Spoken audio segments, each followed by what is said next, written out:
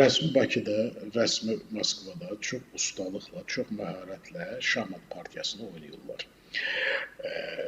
Kütlə, media həmişə olduğu kimi emosiyaya varır, hər şey sərtləşəcək, heç nə sərtləşməyəcək. Gəlin indi soyuqqanlıqla situasiyanı, vəziyyəti, mən situasiya deyəndə tamaşaçıların xoşu gəlmir, vəziyyət olsun, durum olsun. Bu durumu müzakirə edək. Rusiyada yaşayan Azərbaycanlı miqrantlar. Gəlin bölək. Biz kimdən danışırıq? Rusiyada yaşayan, işləyən, amma Rusiya vətəndaşı olmayan Azərbaycanlılardan, yoxsa Rusiyada yaşayan, işləyən və Rusiya vətəndaşı olan Azərbaycanlılardan.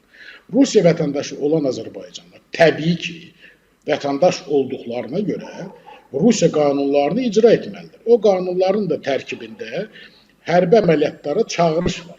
Və bunlar bu çağırışdan yayınarlarsa fərari olurlar, avtomatik. Bunun o yan bu yanı yoxdur. Vaxtilə böyük pullar verib, böyük əziyyətlər çəkib Rusiya vətəndaşı almaq istəyəndə bunu fikirləşməlidirlər ki, bugünün sabahı var. Dövlət həmişə sənin qayğına qalmayacaq. Dövlət bir gün dövlət qarşısında olan borcunu yerinə yetirməyə çağıracaq. Deməli, Rusiya vətəndaşı olan Azərbaycanlıların Ukrayna müharibəsində çağırılmasında qeyri-qanuni heç nə yoxdur. Olan mənəvi məsələdir, mənəvi müstəvidədir. Rusiya vətəndaşı olmayan Azərbaycanlıların zorla vətəndaşlığı qəbul etmək və sonra Ukraynaya göndərilmək təhlükəsinin üzləşməsi, belə faktlar get-gedə artır, var, bunu etiraf da etməliyik. Bu artıq qanunsuzluqdur.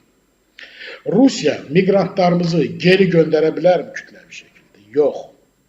Rusiyada ayrı-ayrı propagandistlərin, blogerlərin, it yox, pişik dəftərində adı olmayan siyasi analitiklərin və yaxud da bəzi, məsələn, erməni pərəst və erməni siyasətçilərin, aparıcıların dediklərinə fikir vermir. Onlar bəhs etdiyim oyunun tərkib hissələridir. Oyun nədən ibarətdir? Hər iki tərəf hədsiz dərəcə qərarlı, hədsiz dərəcə sərt, hədsiz dərəcədə qəzəbli olduğunu göstərir. Göstərir, amma elə deyil. Hər iki tərəf gözəl başa düşür ki, onlardan müxtəlif güclər istifadə etməyə çalışır. Azərbaycandan Rusiyaya qarşı istifadə etmək istəyirlər. Qərb birdən-birə həlimləşdi.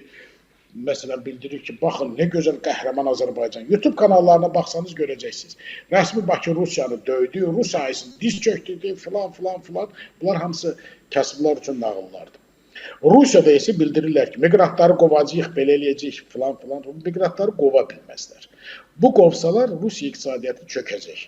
Çünki Azərbaycanlı miqrantların, orada çalışan miqrantların kütləvi deportasiyasından söhbət belə gedə bilməz. Bu mövzunu artıq dayandırmaq lazımdır. Çünki bizə qulaq asanlar arasında Rusiyada yaşayan soydaşlarımız var. Onlar da çox narahat olurlar.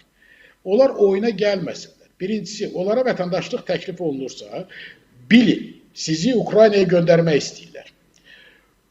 Pulsuz pendir sıçan tələsində olur ancaq. Xeyr ola, illərlə sizə vətəndaşlıq verməyən, incidən, başınıza min oyun açan, sizə ikinci, üçüncü, dördüncü dərəcəli adam kimi baxan bir struktur, birdən-birə deyir ki, Əhməd, Məmməd, Vəli və ya Əli, gəl sənə Rusiya vətəndaşlığı verin. Bilin, bu vətəndaşlıq aldığınızda anlam, cəmi bir neçə dəqiqə sonra hərbi komissarlığın nümayəndəsi gəlib sizə çağırış verəcək. Heç o çağırışı verməyə də ehtiyac yoxdur. Artıq Rusiyada çağırış elektron portal vasitəsilə həyata keçilir və Rusiya qanunvericiliyinə görə bilsin Rusiyada yaşayan soydaşlarımız. Açıb o məktubu oxuyub, oxumamağınız önəmli deyil. Siz sabah deyə bilməyəcəksiniz, mən o məktubu görmədim, oxumamışam, xəbərim yoxdur. Məktub göndərildiyi andan qüvvədə olan hüquqi sənəd sayılır. Vəssalam. Bu öz yerində. Azərbaycan prezidenti cənab İlham Əliyev niyə Moskvaya getmədi? Yaxşı elədi. Belə də olmalıydı. Çünki Rusiya mayın 9-una qədər vəd etmişdi ki, Çeçenistan səmasında vurulan Azal təyyarəsi Embraer 190 ilə bağlı bir açıqlama verəcək. Yoxdur hələ də o açıqlama. Rusiya hakimiyyət dairələri mətbəxdən mürəbbə olmuş balaca uşaq kimi ovurtlarını şişərərək durur, mürəbbəni mən yeməmişəm. Amma dodağında və üzündə mürəbbənin izləridir. Baxan kimi görürsən ki, bu uşaq yiyib də bu mürəbbəni, nə qədər mən yeməmişəm desə də. Ona görə hətta Qazaxıstan belə çəkilə-çəkilə, Rusiya hər hərəkət eləyəndə diksinən Qazaxıstan belə bəyan etdi ki, bu istintaqın aparılmasında müəyyən ləngimələr var. Rusiya kompensasiyanı 200 milyon dollarlıq təzminatı hələ də ödəməyib. Rusiyadakı millətçilər bildirirlər ki, bu Rusiyaya qarşı olan bir aksiyadır. Rus pilotların həlak olduğu, öldürüldüyü, şəhid edildiyi aksiya Rusiyaya qarşı necə ola bilər axı? Axı bunlar niyə nəzərə almırlar? Embraer'in pilotları Ruslar idilər. Azərbaycan vətəndaşı olan Ruslar və milli qəhrəmanlarımızdır onlar. Niyə bunu nəzərə almırlar? Niyə nəzərə almırlar digər nüansları? Və ona görə cənab prezident Moskvaya tək buna görə getmədi. Moskvaya son vaxtlar sərtləşən Rusiya tərəfdən gələn treklərə görə, hibrid savaşına görə, informasiya müharibəsinə görə, saytlarımızın sıradan çıxarmaq cəhdlərinə görə və digər məsələlər toplusu var ki, bunlar hamısı həllini tələb edir. Amma Rusiya-Azərbaycan münasibətlərinin bilərəkdən gərginləşməsi, ifrat sərin olmasını mən düşünmürəm. Mən ümumiyyətlə bu fikirdə deyiləm.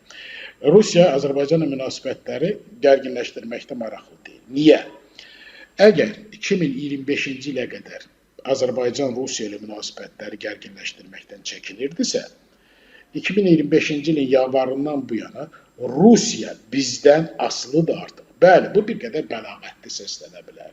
Bu bir qədər yüksək tonlası deyilmiş bir açıqlama təsiri bağışlaya bilər. Amma belədir. Qərbin sanksiyalarına məruz qalan Rusiya alternativ yollar, marşrutlar axtarır. Alternativ yollar sadəcə iki istiqamətdədir. Biri şimal buzlu, şimal dənizi vasitəsilə, Arktika vasitəsilədir. Bu da çox bahalıdır. İkincisi İran vasitəsilədir. Bu da çox risklidir. Ona görə yox ki, Qərb buna imkan verməyəcək. O heç. O Osmanlı qardaşlarımız demişkən cebdə.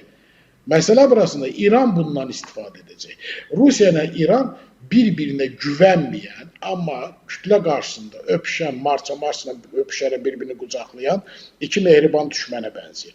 Nə Rusiya İrana inanmır, nə İran Rusiyaya inanmır və düz deyildirlər. Çünki İran tarixində yaxşı bilir Rus kazaklar nə mənədir. Təbrizli qardaşlarımız demişkən. Rusiya da yaxşı bilir ki, Farslar Rusiyada nə işlə məşğuldular. Ona görə də qarşılığın inanısızlıq şəraitində Rusiyanın yeganə yolu nəqliyyat və transkommunikasiya qovşağına çevrilən Azərbaycandır. Məhz bu səbəbdən Çin bizimlə çox mülayim və çox diplomatikcəsinə danışmağa başlayıb. Məhz bu səbəbə Hindistandakı, mən onlara çıqlamatan siyasətçilər deyirəm, başda Narendra Modi olmaqla, Allah onlara ağıl versin. Onlar Azərbaycana qarşı dişlərini qıcıyırlar. Və buna görə də Rusiya-Azərbaycan münasibətləri heç vaxt pozmağı çala biləcək.